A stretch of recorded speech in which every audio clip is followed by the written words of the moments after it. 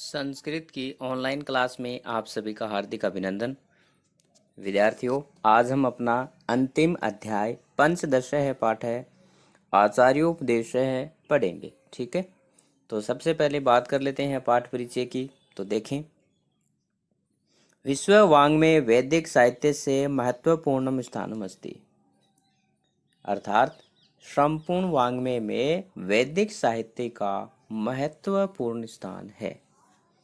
वैदिक साहित्य चत्वारः वेदा, वैदिक साहित्य में 4 वेद, तेसाम उनके व्याख्या रूपा है। व्याख्या रूप में ब्राह्मण ग्रंथ है, आरण्यक ग्रंथ है, उपनिषद च सन्ति। और उनकी व्याख्या के रूप में ब्राह्मण ग्रंथ, आरण्यक ग्रंथ और उपनिषद हैं। तत्र तत्र का अर्थ वैसे तो वहां होता है, लेकिन उनमें अष्टोत्तर एक शतानाम अर्थात 108 उपनिषदा परिगणनम अस्ति। उनमें 108 उपनिषदों की गणना होती है, परंतु प्रमुखाणाम 10 उपनिषदा पठनम पाठनम सर्वत्र एवं भवति। परंतु प्रमुख 10 उपनिषदों का पठन और पाठन सब जगह होता है। और वो 10 उपनिषद कौन कौन से हैं? एक तो है ईश, केन, कंठ, प्रश्न, मुंड, मांडुक्य, तैत्तिरीय, ऐतरेय, छांदोग्य और बृहदारण्यक। हो गई 10। ये जो 10 उपनिषद हैं, इनका पठन और पाठन सब जगह है होता है। ठीक है ना। और 10 का अर्थ होता है 10। तो इस श्लोक का अर्थ यही है, ये 10 उपनिषदों के नाम है भाई, और कुछ नहीं है। प्रस्तुत पाठ है तैत्तिरीय उपनिषद है, शिक्षा वल्लितः उद्धृतः अस्ति। प्रस्तुत पाठ तैत्तिरीय उपनिषद की शिक्षा वल्ली से उद्धृत है या लिया गया है। विद्या समाप्ते अंतरम छात्र से समावर्तन संस्कार से। समावर्तन का अर्थ होता है दीक्षांत। ठीक है, दीक्षांत समारोह है। अवसर पर आचार्य शिष्य को उपदेश देते हैं। देखो, विद्या समाप्ति के पश्चात छात्र के दीक्षांत समारोह के अवसर पर आचार्य शिष्य को उपदेश देते हैं। दीक्षांत समारोह क्या होता है? जैसे हम आपकी वार्षिक उत्सव हम जब मनाते हैं साल के अंत में, तो प्राचीन समय में क्या बोलते थे उसको? दीक्षांत समारोह है।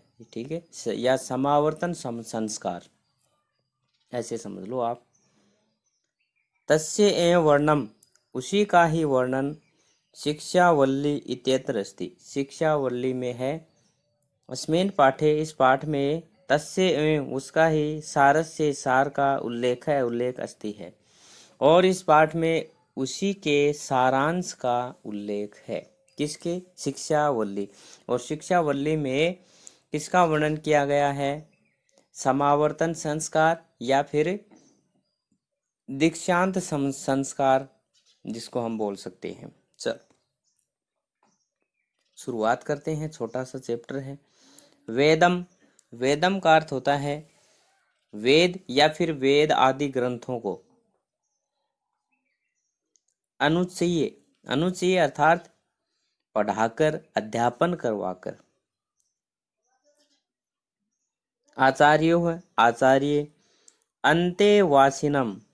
अंतेवासीन का अर्थ होता है शिष्य को अनुशासती, उपदेश देते हैं। विद्यार्थियों, इस शब्द को है ना आप यहाँ पढ़ो, यहाँ से समझो इसको। वेदम का अर्थ होता है ज्ञान राशि वेद, अनुच्चय पढ़ाकर, आचार्य अंतेवासिनम का अर्थ होता है शिष्य को अनुशासती उपदेश देते हैं। ठीक है। वेदों को पढ़ाकर गुरु शिष्य को उपदेश देता है। बात समझ में आ गई क्या? वेदों को पढ़ाकर गुरु शिष्य को उपदेश देता है। क्या उपदेश देता है? देखो, सत्यम वद, सत्य बोलो, धर्मम चर, धर्म का आचरण करो, सब अध्यायात सब अध्यायात माँ का अर्थ होता है नहीं, मना करना, निषेध करना। परमदत्त है, परमदत्त का अर्थ होता है आलस्य, प्रमाद। ठीक है। अर्थात क्या बताया गया है? अपने अध्याय से प्रमाद मत करो, अपने अध्याय से प्रमाद या आलस मत करो। ठीक है। ये यहाँ पे इसका पदच्छेद यहाँ दिया हुआ है। सव अध्यायात माँ, सव अध्यायात अपने अध्याय से, माँ का अर्थ होता है नहीं, और परमदत्त है आलस मत करो, अपने अध्याय से आलस मत करो। ओके, चलो विद्यार्थियों, आलस मत करो या प्रमाद मत करो, दोनों का अर्थ एक ही होता है। तो जैसी आपकी इच्छा वो लिख सकते हो आप, कि अपने अध्याय से आलस मत करो या फिर अपने अध्याय से प्रमाद मत करो। सत्यात न प्रमदितव्य है। देखो, सत्यात अर्थात सत्य बोलने से प्रमाद नहीं करना चाहिए।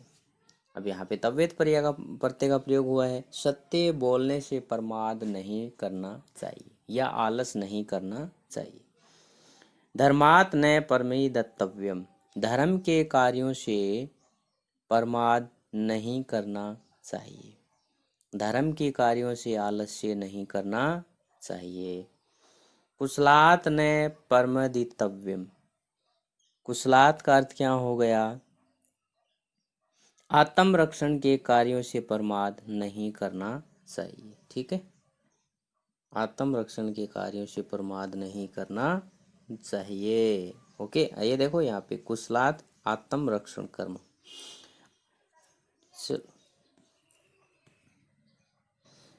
ये यहाँ तक हो गया। भूतई न परमदितव्य, भूतई का अर्थ होता है ऐश्वर्यदायक कर्म, ऐसे कर्म जिससे हमें ऐश्वर्य की प्राप्ति हो, धन संपत्ति की प्राप्ति हो, ऐसे कार्यों से प्रमाद नहीं करना चाहिए। सव अध्याय परवचनाभ्याम न परमदितव्य, सव अध्याय अर्थात अपने अध्याय में या अपने नियम पूर्वक अध्ययन में और प्रवचन में प्रमाद नहीं करना चाहिए। प्रवचन अर्थात दूसरों को ज्ञान देने में भी आलस्य नहीं करना चाहिए। अपने नियम पूर्वक अध्याय और प्रवचन में आलस्य नहीं करना चाहिए। चलो, देव पितृ कार्याभ्याम न परमदितव्ये, देव कार्य एवं पितृ कार्यों में प्रमाद नहीं करना चाहिए। ठीक है। देव कार्य कौन से होते हैं? अच्छे कार्य। मातृदेवो भव, माता को देवता के समान मानो। पितृदेवो भव, पिता को देवता के समान मानो। आचार्य देवो भव, आचार्य को देवता के समान मानो। अतिथि देवो भव अर्थात अतिथि को भी देवता के समान मानना चाहिए। तो क्या बताया गया है? माता पिता गुरु और अतिथि को देवता के समान मानकर तुम उनकी सेवा करो। ठीक है। यानी जो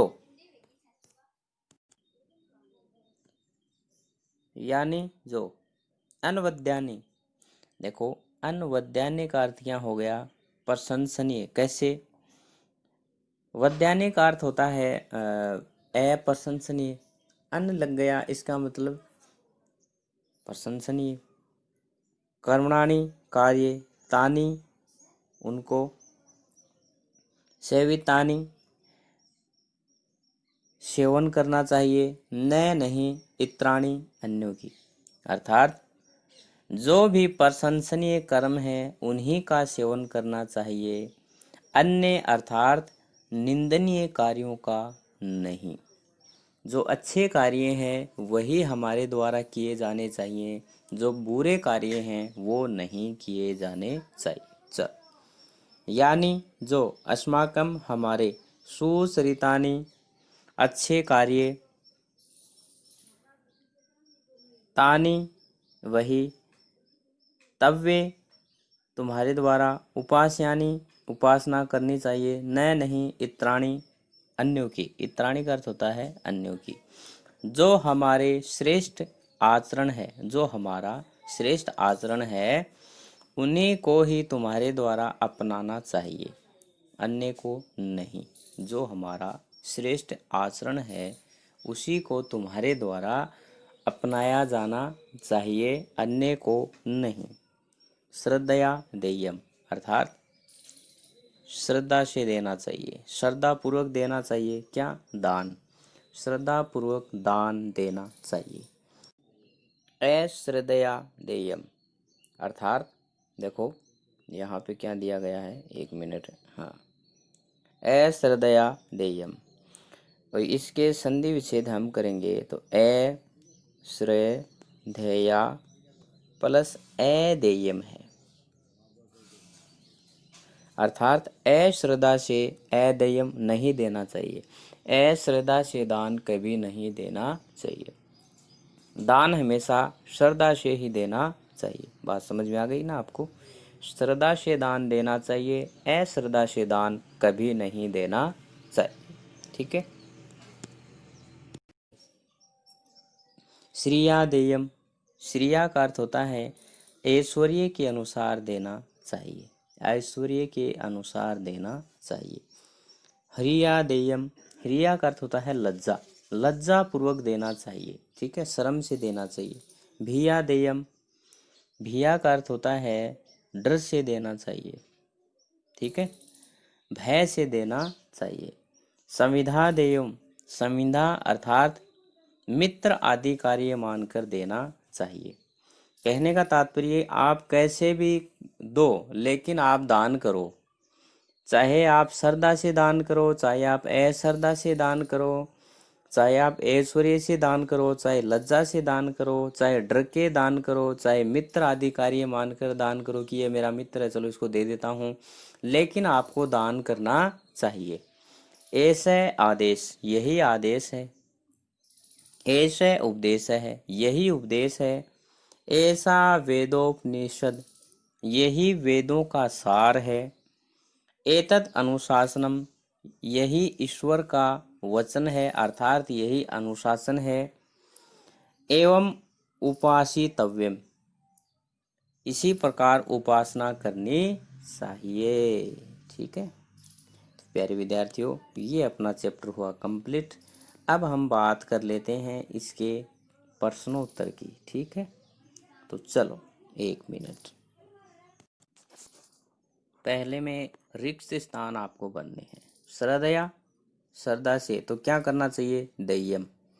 तो आंसर क्या हो जाएगा? ये आपको दिखाई दे रहा ना यहाँ पे, दे, एक मिनट, देयम, श्रद्धया देयम, ये लिखा हुआ है। और दूसरा अश्रद्धया, इसमें क्या आ जाएगा? अश्रद्धा से भी क्या करना चाहिए? देयम, अदेयम, इसमें आ जाएगा अदेयम, अर्थात अश्रद्धा से नहीं देना चाहिए, केवल श्रद्धा से ही देना चाहिए। ठीक है ना, इसका थोड़ा सा ध्यान रखना भाई। अश्रद्धया अदेयम। आचार्य देवो भव, सव अध्याय प्रवचनाभ्याम परमदितव्यम, अपने अध्याय और प्रवचन में प्रमाद नहीं करना चाहिए, परमदितव्यम। ठीक है। श्रद्धया किम करणीयम? देयम। और धर्मात् किम न करणीयम? न परमदितव्यम, प्रमाद नहीं करना चाहिए। धर्मात् किम न करणीयम? न परमदितव्यम, ये लिख लेना इनके आंसर। कीदृशानि कर्माणि सेवित्यानि अनवद्यानि, अनवद्यानि। ठीक है। कानि तव्या उपासयानि, यानि सुचरितानि तानि ये तानी है यहाँ पे, तानी तव्या उपासयाने, तो इनको लिखें। चल अब देखो चर, इसमें हमें धातु लकार पुरुष वचन लिखने हैं। तो चर, ये चर धातु है, रे को हलंत कर देना। भव भू धातु है, गच गम धातु है, जिघ्रा घ्रा धातु है, और इन सब में लोट लकार का प्रयोग हुआ है। सब मध्यम पुरुष के हैं और सारे एक वचन के हैं। ठीक है, ये धातु हैं लोट लकार मध्यम पुरुष एक वचन, सभी का एक समान ही है। लिखें। चल इसमें लिंग विभक्ति वचन लिखने हैं। श्रद्धया श्रद्धा स्त्रीलिंग है, तृतीया एक वचन। धर्मात धर्म पुल्लिंग है, पंचमी एक वचन। हो गया। चल वीडियो रोक के लिख लें आप। भिया भी धातु है, स्त्रीलिंग है, तृतीया एक वचन। ह्रिया हरि धातु है के नीचे रह है, स्त्रीलिंग है, तृतीया एक वचन। सुचरितानी सुचरित धातु है, नपुंसक लिंग है, प्रथमा विभक्ति है, बहुवचन है। कर्माणि कर्मन नपुंसक लिंग, प्रथमा बहुवचन। लिखें। अब लिख लें।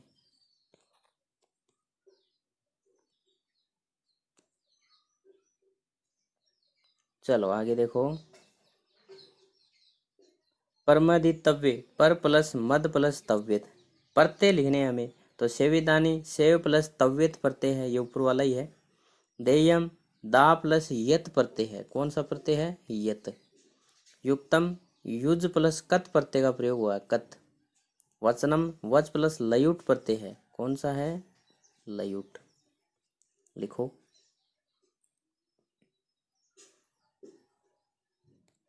चलो वीडियो रोक के लिख लेना। उपसर्ग अलग करने हैं। परमादय है, पर प्लस मादय है, पर उपसर्ग जुड़ा हुआ है। आदेश है, आ उपसर्ग जुड़ा हुआ है। उपदेश है, उप उपसर्ग जुड़ा हुआ है। सुचरितानी सु उपसर्ग जुड़ा हुआ है। अनुशासनम अनु उपसर्ग जुड़ा हुआ है, ये भी लिखें।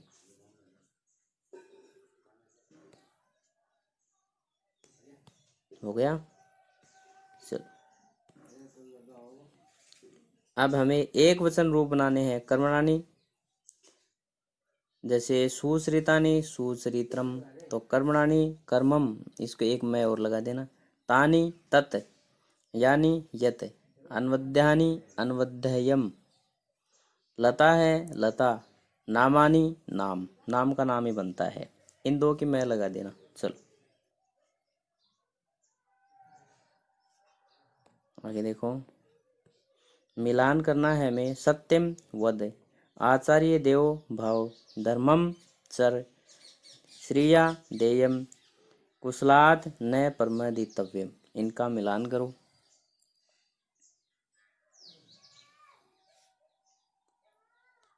ठीक है।